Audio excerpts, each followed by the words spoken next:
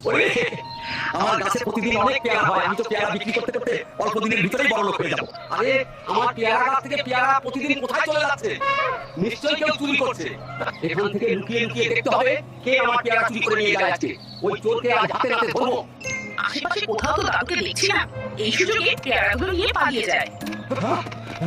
আজকে আমি দেখবো এই কবুতর আমার পেয়ারা নিয়ে কোথায় যায়। এই তো বাসায় চলে এসেছি, তাড়াতাড়ি ঘরের ভিতরে ঢুকে পড়ি। ও, বুঝতে পেরেছি। তার মানে কবুতরটি মা হতে চলেছে, এই জন্য খাবার সংগ্রহ করে রাখছে। হায় আল্লাহ, এখন তো অনেক ঝড় বৃষ্টি হচ্ছে। আমি এখন কোথায় যাব, কোথায় থাকবো? এখন তো অনেক ঝড় বৃষ্টি হচ্ছে, তাড়াতাড়ি গিয়ে কবুতরকে উদ্ধার করতে হবে।